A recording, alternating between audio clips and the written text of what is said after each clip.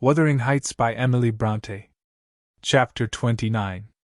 The evening after the funeral, my young lady and I were seated in the library, now musing mournfully, one of us despairingly, on our loss, now venturing conjectures as to the gloomy future.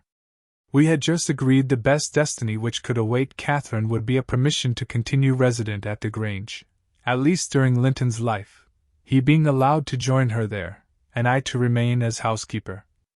That seemed rather too favorable an arrangement to be hoped for, and yet I did hope, and began to cheer up under the prospect of retaining my home and my employment, and above all, my beloved young mistress, when a servant, one of the discarded ones, not yet departed, rushed hastily in, and said, "That devil Heathcliff was coming through the court. Should he fasten the door in his face?"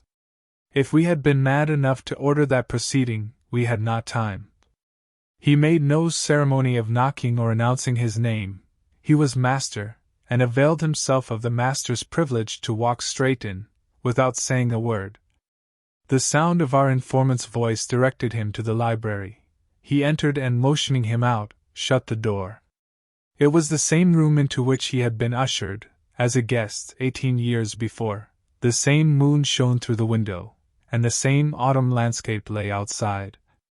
We had not yet lighted a candle, but all the apartment was visible, even to the portraits on the wall, the splendid head of Mrs. Linton, and the graceful one of her husband. Heathcliff advanced to the hearth. Time had little altered his person either. There was the same man, his dark face rather sallower and more composed, his frame a stone or two heavier, perhaps, and no other difference. Catherine had risen with an impulse to dash out, when she saw him. "Stop!" he said, arresting her by the arm.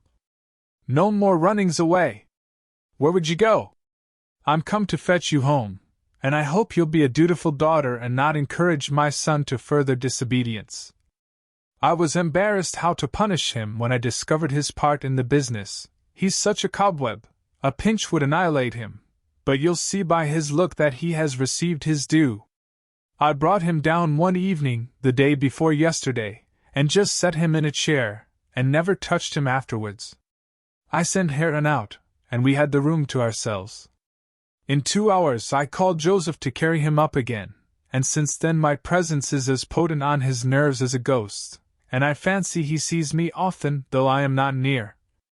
Hareton says he wakes and shrieks in the night by the hour together, and calls you to protect him from me, and whether you like your precious mate or not, you must come. He's your concern now. I yield all my interest in him to you. Why not let Catherine continue here?" I pleaded, "and send Master Linton to her? As you hate them both, you not miss them. They can only be a daily plague to your unnatural heart." "I'm seeking a tenant for the Grange," he answered, "and I want my children about me, to be sure. Besides, that lass owes me her services for her bread. I'm not going to nurture her in luxury and idleness after Linton is gone.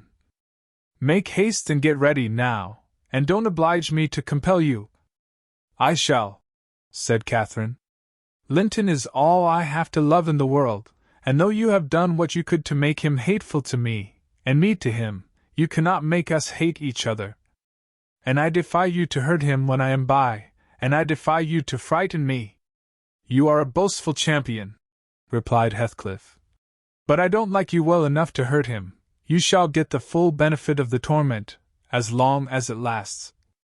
It is not I who will make him hateful to you, it is his own sweet spirit. He's as bitter as gall at your desertion and its consequences. Don't expect thanks for this noble devotion. I heard him draw a pleasant picture to Zillah of what he would do if he were as strong as I. The inclination is there, and his very weakness will sharpen his wits to find a substitute for strength." "I know he has a bad nature," said Catherine. "He's your son. But I'm glad I've a better, to forgive it, and I know he loves me, and for that reason I love him. Mr.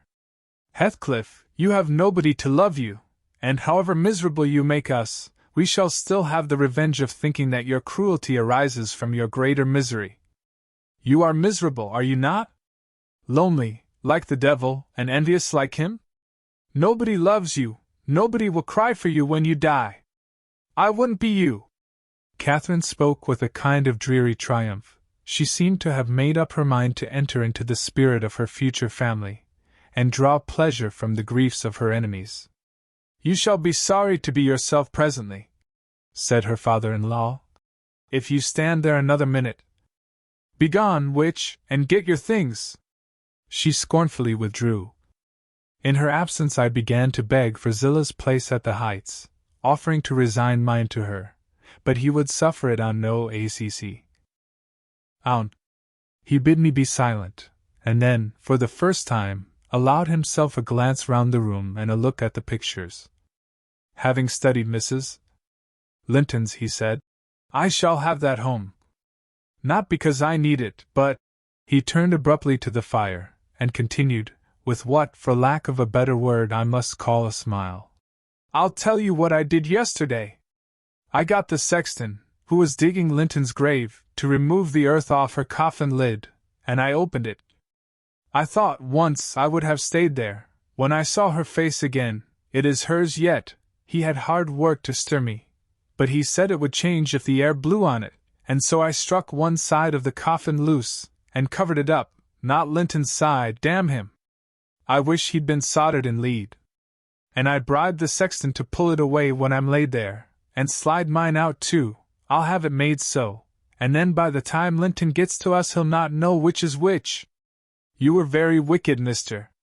Heathcliff," I exclaimed. "Were you not ashamed to disturb the dead?" "I disturbed nobody, Nelly," he replied, "and I gave some ease to myself. I shall be a great deal more comfortable now, and you'll have a better chance of keeping me underground when I get there." "Disturbed her? No. She has disturbed me, night and day, through 18 years, incessantly, remorselessly, till yesternight, and yesternight I was tranquil. I dreamt I was sleeping the last sleep by that sleeper, with my heart stopped and my cheek frozen against hers. And if she had been dissolved into earth, or worse, what would you have dreamt of then?" I said. "Of dissolving with her, and being more happy still," he answered. "Do you suppose I dread any change of that sort?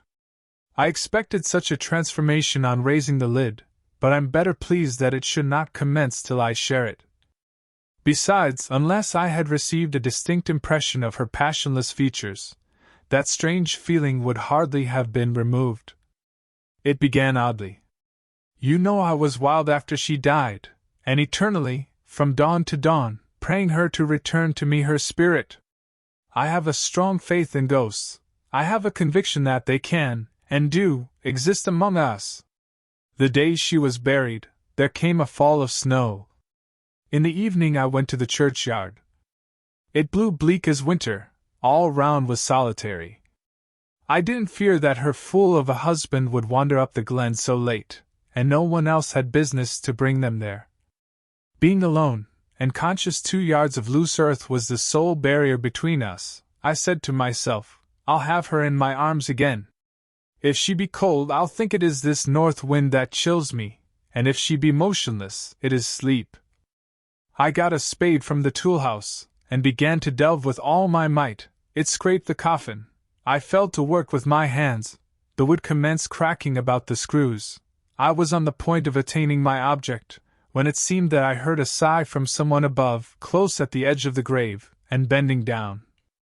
If I can only get this off, I muttered, I wish they may shovel in the earth over us both, and I wrenched at it more desperately still. There was another sigh close at my ear. I appeared to feel the warm breath of it displacing the sleet-laden wind. I knew no living thing in flesh and blood was by, but as certainly as you perceive the approach to some substantial body in the dark, though it cannot be discerned, so certainly I felt that Cathy was there, not under me, but on the earth. A sudden sense of relief flowed from my heart through every limb. I relinquished my labor of agony, and turned consoled at once, unspeakably consoled. Her presence was with me. It remained while I refilled the grave, and led me home. You may laugh, if you will, but I was sure I should see her there. I was sure she was with me, and I could not help talking to her. Having reached the heights, I rushed eagerly to the door. It was fastened, and I remember that accursed Earnshaw and my wife opposed my entrance. I remember stopping to kick the breath out of him, and then hurrying upstairs, to my room and hers. I looked round impatiently. I felt her by me. I could almost see her, and yet I could not. I ought to have sweat blood then, from the anguish of my yearning, from the fervor of my supplications to have but one glimpse. I had not one. She showed herself, as she often was in life, a devil to me. And since then, sometimes more and sometimes less, I've been the sport of that intolerable torture. Infernal! Keeping my nerves at such a stretch that, if they had not resembled catgut, they would long ago have relaxed to the feebleness of Linton's. When I sat in the house with Hareton, it seemed that on going out I should meet her. When I walked on the moors I should meet her coming in. When I went from home I hastened to return. She must be somewhere at the heights, I was certain. And when I slept in her chamber, I was beaten out of that. I couldn't lie there, for the moment. Until I closed my eyes, she was either outside the window, or sliding back the panels, or entering the room, or even resting her darling head on the same pillow as she did when a child, and I must open my lids to see. And so I opened and closed them 100 times a night, to be always disappointed. It racked me. I've often groaned aloud, till that old rascal Joseph no doubt believed that my conscience was playing the fiend inside of me. Now, since I've seen her, I'm pacified a little. It was a strange way of killing, not by inches, but by fractions of hairbreadths, to beguile me with the spectre of a hope through 18 years. Mr. Heathcliff paused and wiped his forehead. His hair clung to it, wet with perspiration. His eyes were fixed on the red embers of the fire, the brows not contracted, but raised next the temples, diminishing the grim aspect of his countenance, but imparting a peculiar look of trouble, and a painful appearance of mental tension towards one absorbing subject. He only half addressed me, and I maintained silence. I didn't like to hear him talk. After a short period he resumed his meditation on the picture, took it down and leant it against the sofa to contemplate it at better advantage, and while so occupied Catherine entered, announcing that she was ready, when her pony should be saddled. "Send that over tomorrow," said Heathcliff to me, then turning to her he added, "You may do without your pony, it is a fine evening, and you'll need no ponies at Wuthering Heights. For what journeys you take, your own feet will serve you. Come along." "Goodbye, Ellen," whispered my dear little mistress. As she kissed me, her lips felt like ice. "Come and see me, Ellen, don't forget.